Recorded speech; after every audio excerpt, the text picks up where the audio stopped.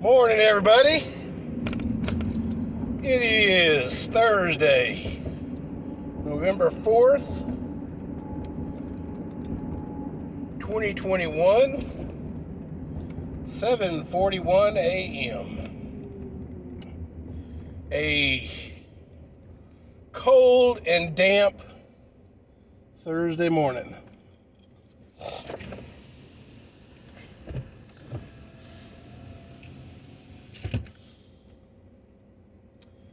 All right, guys, I want to talk a little bit about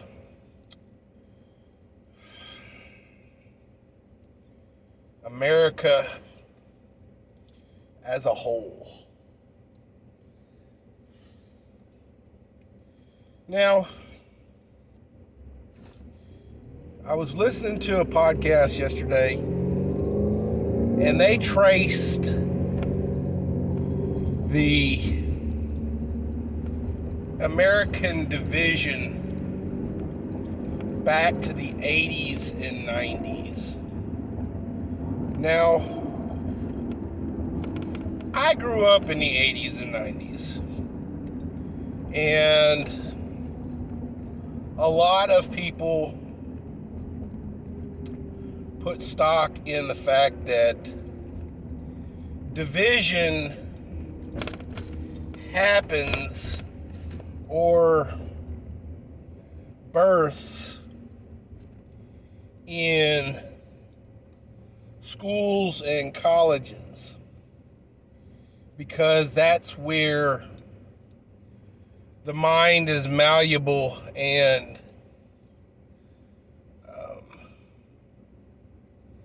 the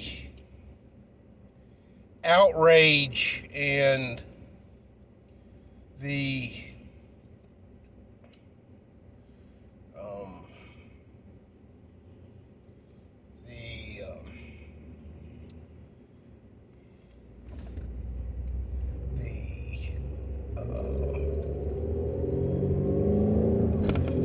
the line in the sand is drawn in schools.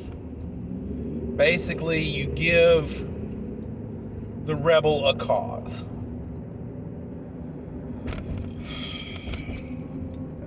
And as a teacher, guys, I teach weapons. And as a teacher, I tell all of my potential students is, moms, dads, brothers, sisters, cousins, husbands do not make good teachers.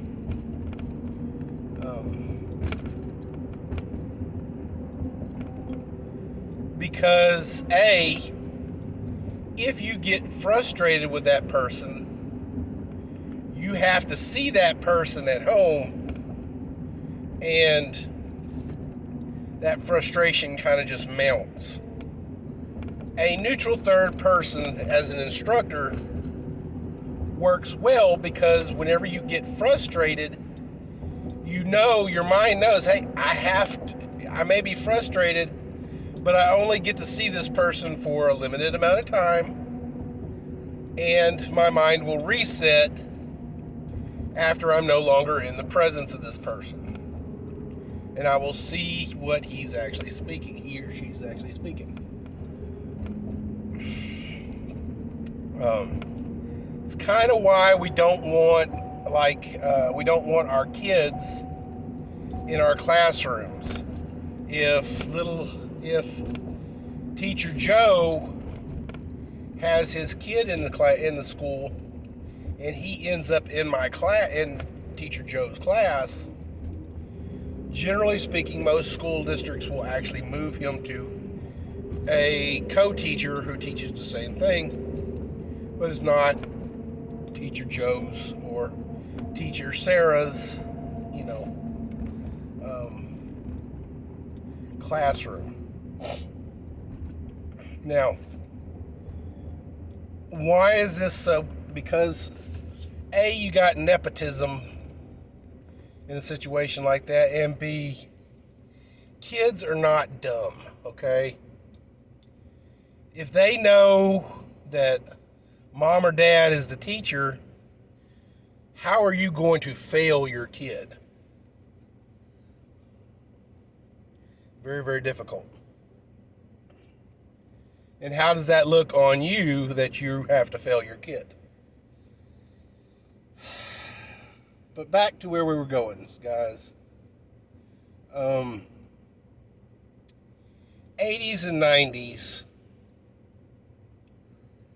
I grew up in a predominantly Hispanic neighborhood. Middle, lower income.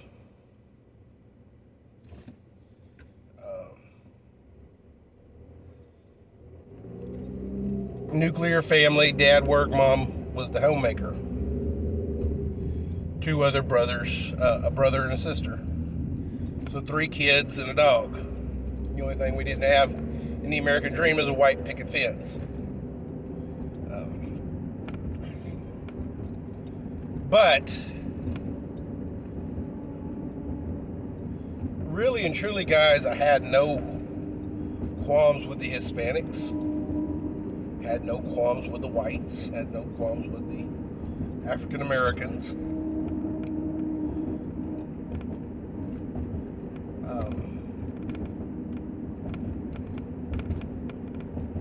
I grew up, guys. In high school, late 80s, early 90s, my best friends was a black guy, a white guy, and a Vietnamese dude.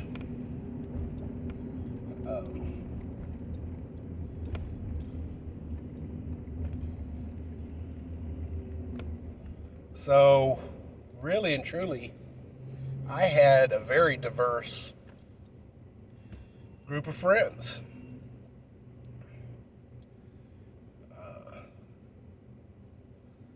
Grew up with a chick who turned out to be a lesbian.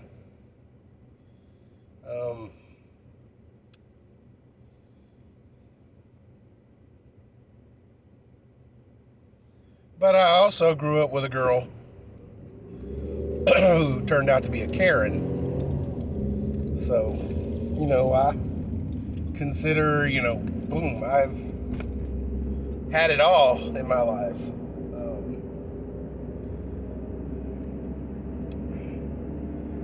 I also grew up with the birth of Michael Jackson and gangster rap.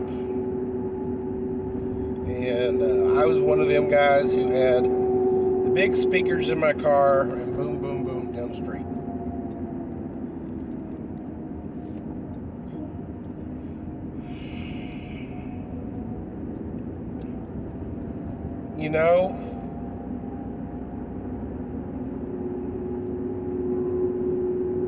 I don't feel that gangster rap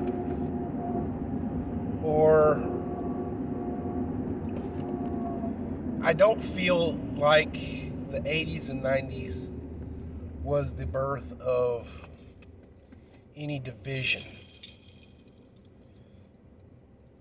Gangster rap was actually embraced by most of the races out there.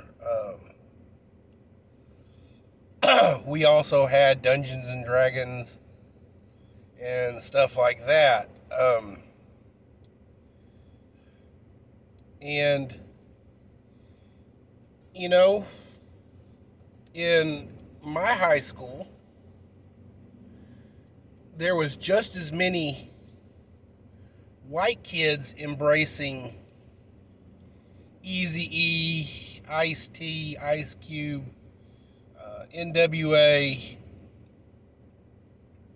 and all these other places as there was the black people.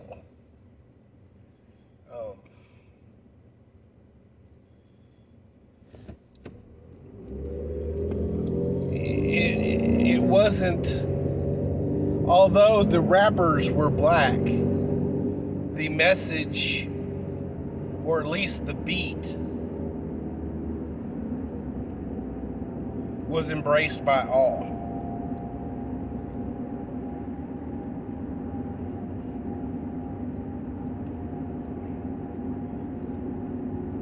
I don't know if it was because of the explicit lyrics, sticking it to the man kind of a thing, you know, listening to something that mom and daddy would not, appreciate, especially the old people next door.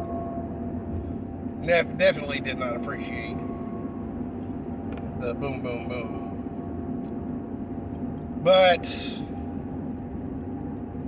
so, where did the division occur? We had 90s. 90s were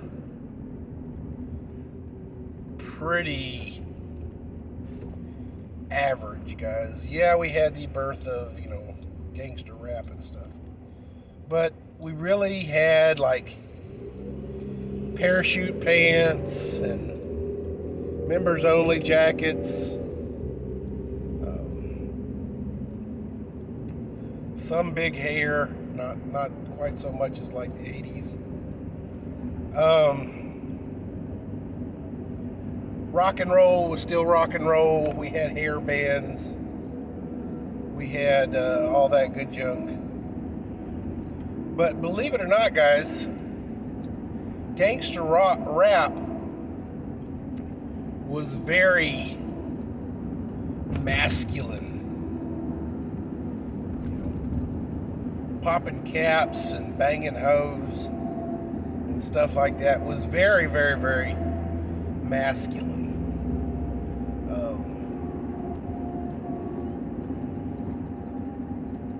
The girls were still listening to Bon Jovi and stuff like that.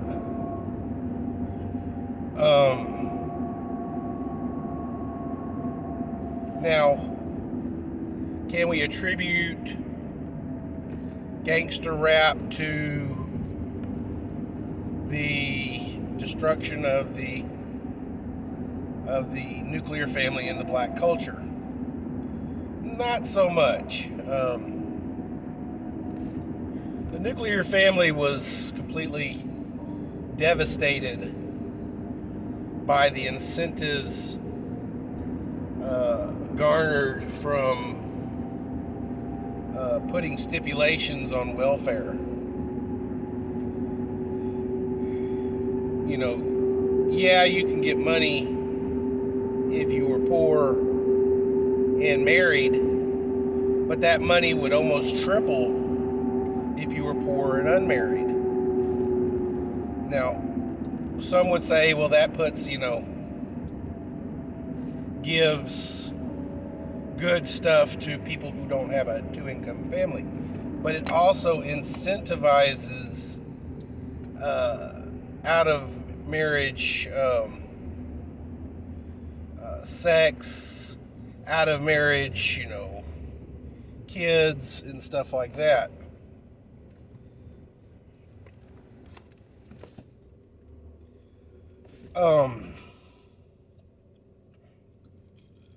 The biggest, and then right after the 1990s, we had the 2000s. We're coming on 2000, everybody's worried about Y2K, all that stuff like that, but generally, nobody's out shooting people in the streets, other than regular crime. Then we had 9/11. The country, I don't see the country was actually, hurt or anything else like that before 9/11. We did have Desert Storm.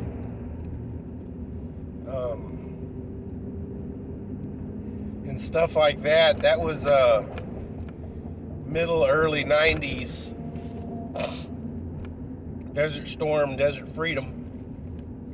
But really and truly, the those were skirmishes compared to what happened after 9/11. 9/11, more troops were committed to the area. I think that Desert Storm and Desert Shield and Desert Freedom were all operations put there to secure the poppy fields. But I don't know.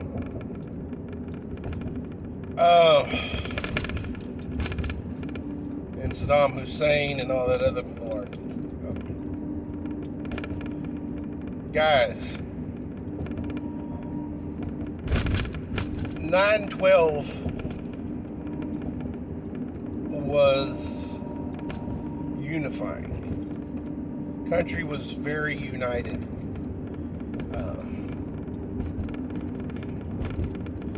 Then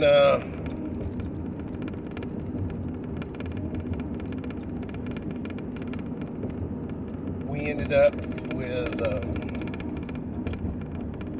the biggest division. And what's bad is, guys, the man actually ran on the premise that race would not be used politically.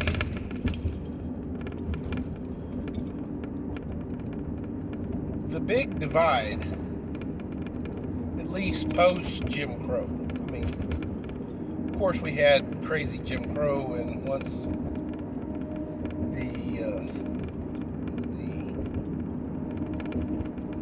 that was eliminated. And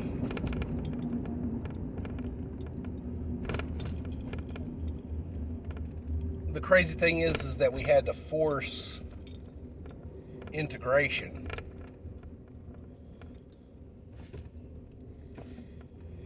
But as always, America is, like a goldfish. Give us a year, give us 2 years, give us 3 years to do something, and people, move on to the next latest and greatest thing. I think it took 5 years for integration to finally, take hold.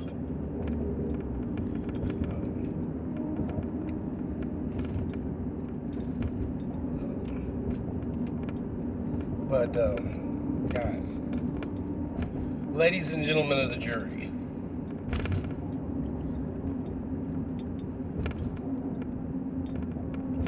the big divide in America happened with the inauguration of Barack Hussein Obama. And,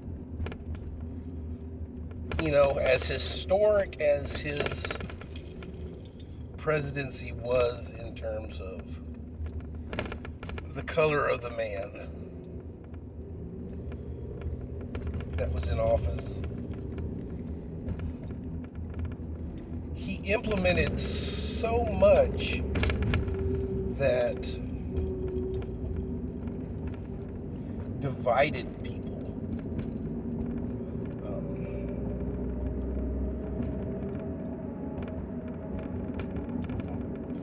And he made it to where it was, it wasn't even, disguised as anything. It was meant to divide people.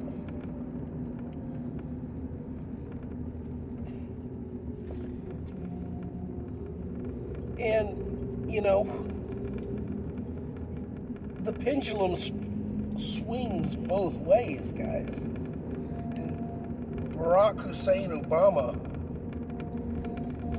begat Donald Trump.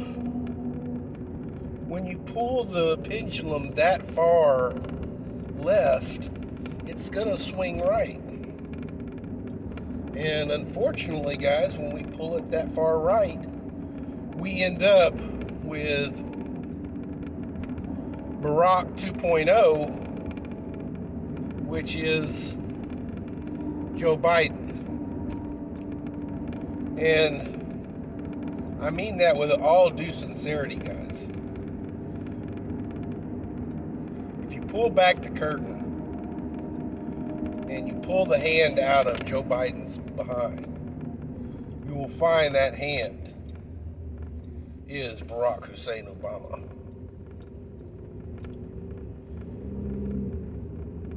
The guy even did an interview saying he wanted this. He wanted to be president again, not in name but deeds. To have, a hood ornament in the White House that, followed his commands.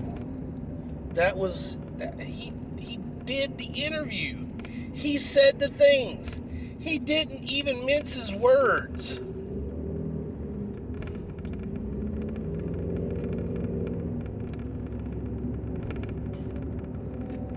Everything that he wanted to do, he knew that he couldn't have done it in 8 years.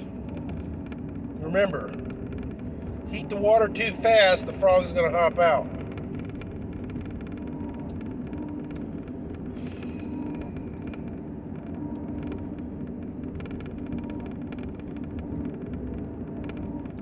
Ladies and gentlemen of the jury, let's go Brandon.